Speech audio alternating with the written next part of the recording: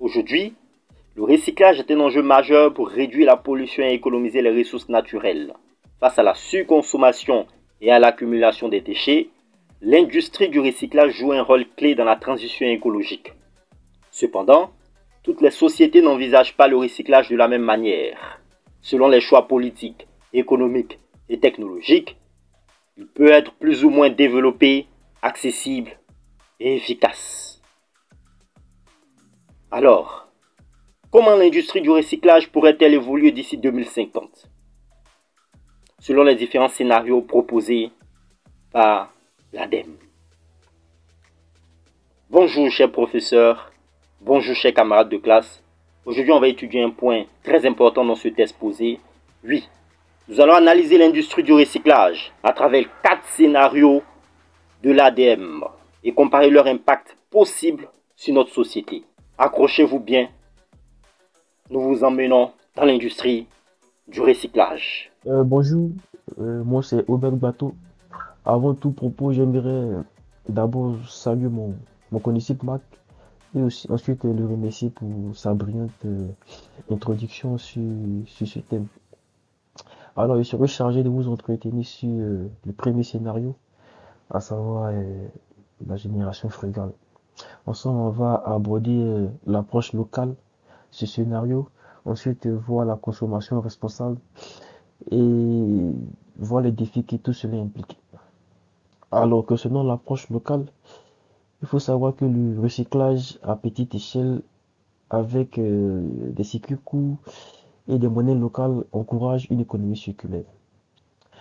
Concernant la consommation responsable, cela induit la réduction des déchets à la source grâce à un modèle de consommation plus responsable, c'est-à-dire moins de produits jetables. Mais tout ceci implique des défis, à savoir la capacité de traitement des déchets limitée et certaines innovations technologiques freinées par une restriction des ressources.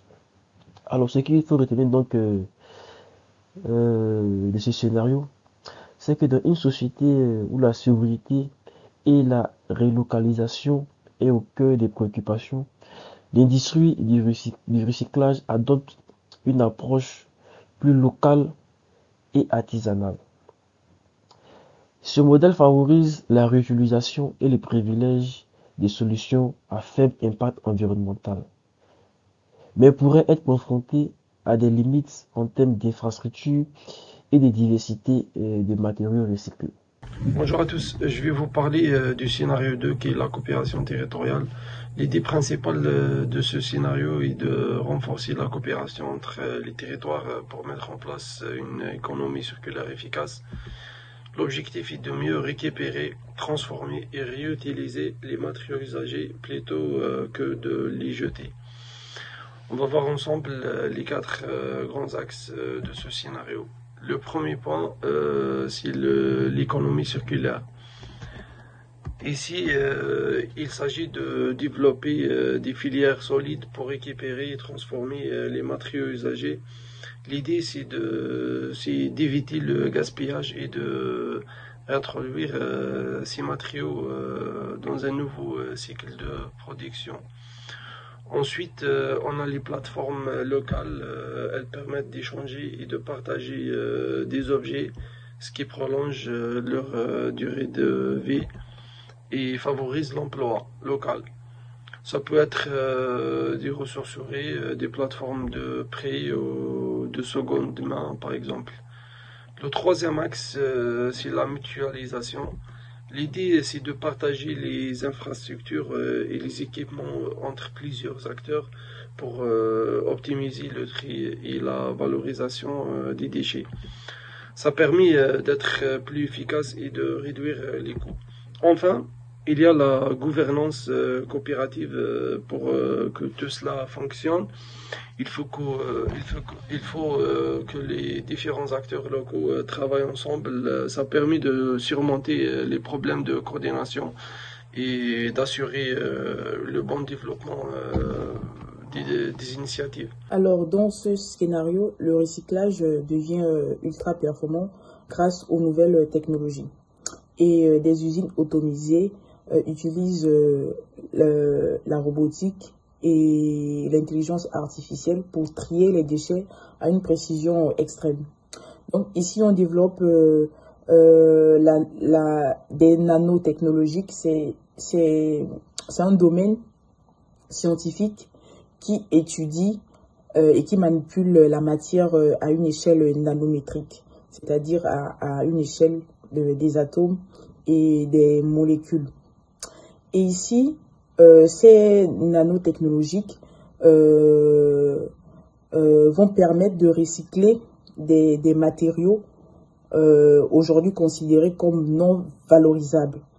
Donc, cependant, cette approche nécessite beaucoup d'investissement et d'énergie, ce qui peut créer des inégalités entre les pays, et ceux qui ont accès à ces technologies pourront mieux gérer leurs déchets, et tandis que d'autres pourraient avoir du retard. Donc, en résumé, ce scénario mise sur des avancées technologiques pour optimiser le recyclage, mais pose des défis économiques et environnementaux.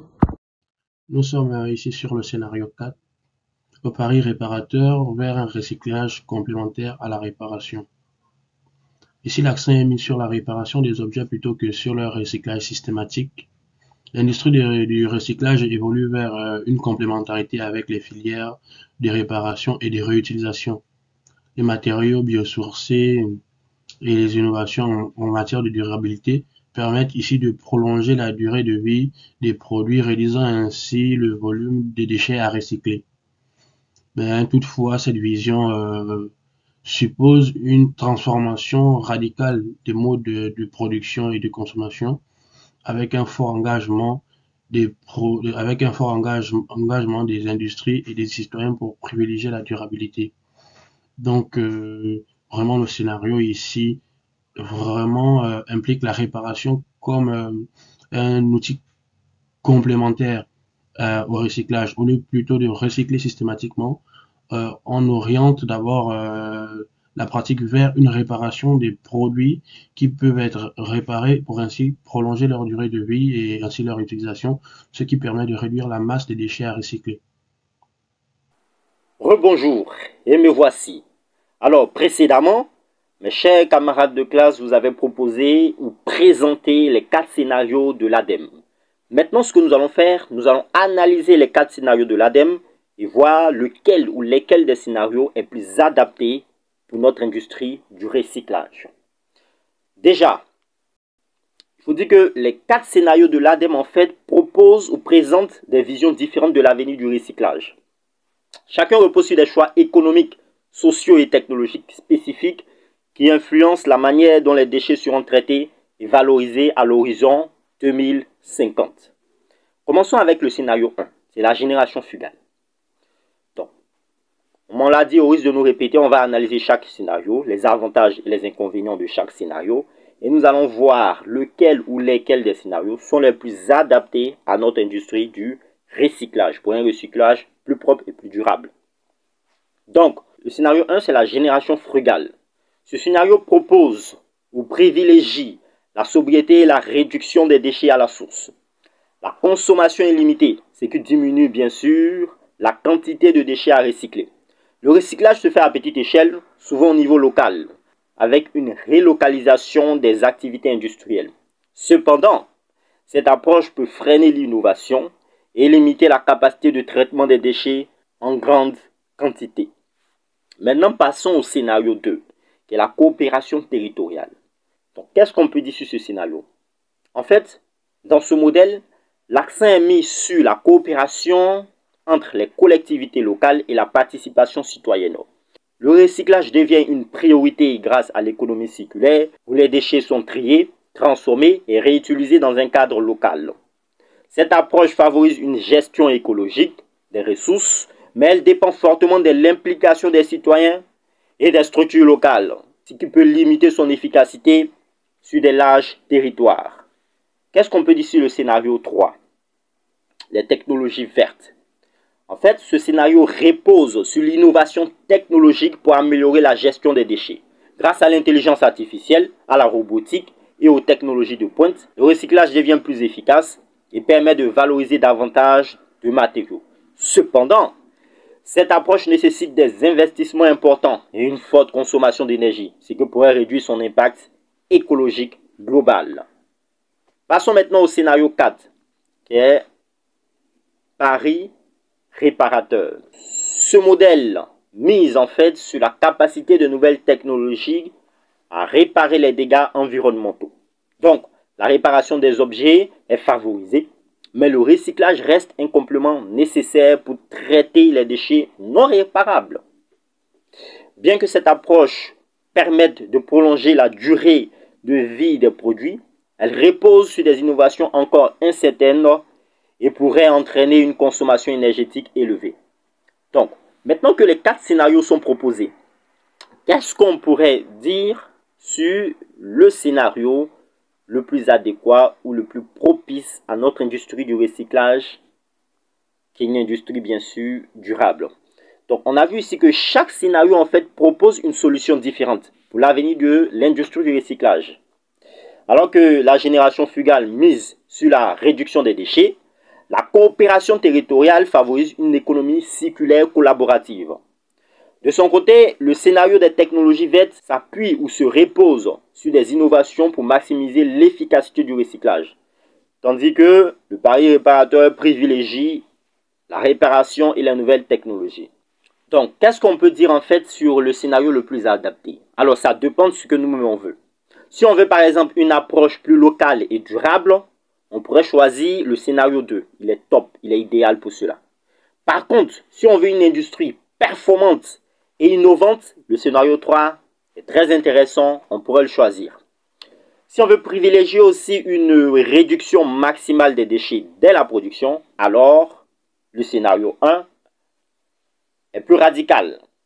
Enfin, si on fait confiance aux avancées technologiques futures, le scénario 4 peut être une option très intéressante. Alors, pour donner mon avis personnel, et puisqu'on aime aussi la nature, on pourrait dire ici que le scénario 3 n'est pas mal. Pourquoi? Parce qu'en fait, dans une industrie de recyclage performante et durable, il peut permettre par exemple d'exploiter le potentiel des innovations tout en répondant aux enjeux environnementaux. Mais je pense aussi que pour ne pas être trop radical, on pourrait faire une combinaison. Par exemple, on pourrait combiner le scénario 2 et le scénario 1 pour rendre encore notre industrie plus efficace et respectueuse de l'environnement. Et vous, quel scénario préférez-vous? Dites-nous cela déjà lorsque vous regardez cette vidéo ou dans les commentaires. À présent, nous allons analyser ensemble les limites et les risques de ces différents scénarios. On va commencer bien sûr par le premier scénario, à savoir génération frugale. Ce scénario nécessite des restrictions économiques et technologiques qui pourraient freiner l'innovation et limiter la capacité de traitement des déchets à grande échelle. Ensuite, on a le scénario numéro 2, à savoir les coopérations territoriales. Elle nécessite une gouvernance efficace et une forte coopération entre les acteurs, difficile à mettre en œuvre sans une adhésion massive. Par ailleurs, on a le troisième scénario, les technologies vertes. Et ici, le coût élevé d'investissement et dépendance aux nouvelles technologies constitue un risque d'inégalité en territoire et forte consommation énergétique. À présent, venons au dernier scénario, à savoir le pari réparateur. Ce scénario repose sur une transformation des habitudes de consommation et une refonte de la production industrielle demandant du temps et des changements culturels profonds. Alors, ce qu'il faut retenir de tous ces scénarios, sinon de l'analyse de tous ces scénarios, c'est que chacun des scénarios présente des atouts, mais aussi des limites qui doivent être prises en compte avant d'imaginer une durable et réaliste. Ces risques soulignent l'importance d'adapter une approche équilibrée qui puisse intégrer les forces de chaque modèle tout en minimisant leurs faiblesses respectives. On va maintenant parler des enjeux et perspectives d'avenir du recyclage. Peu importe le scénario qui sera suivi, il y a des défis incontournables qu'il faudra relever pour assurer une transition écologique réussie et durable. Le premier enjeu, c'est d'améliorer l'efficacité du recyclage. Pour cela, il faudra investir dans des technologies de tri plus performantes, réduire les pertes et encourager l'éco-conception. L'objectif est d'avoir des produits plus facilement recyclables dès leur conception. Ensuite, il est essentiel d'éduquer et de sensibiliser, changer les comportements des consommateurs. Est un levier clé. Il faut favoriser le tri sélectif, la réparation et lutter contre l'obsolescence programmée. Plus on sensibilise le public, plus l'impact sera fort. Le troisième point concerne les infrastructures et la gouvernance. Il faut développer des filières locales et de recyclage et mettre en place des politiques incitatives, comme des taxes sur les matières vierges pour encourager l'utilisation des matériaux recyclés. Enfin, un enjeu majeur est de trouver un équilibre entre innovation et sobriété. Il ne faut pas uniquement compter sur les avancées technologiques, il est essentiel, il est aussi important de repenser nos modes de production et de consommation pour réduire l'impact environnemental de la source. En conclusion, l'avenir du recyclage dépendra de notre capacité à combiner ces différentes approches.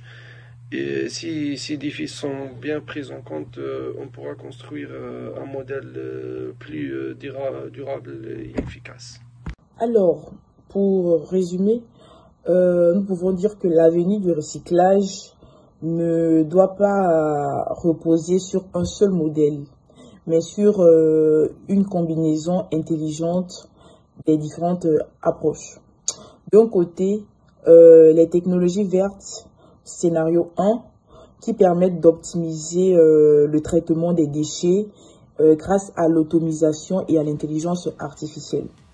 Ensuite, les coopérations territoriales, scénario 2, qui favorisent une gestion locale et solidaire avec des plateformes de partage et de circuits courts.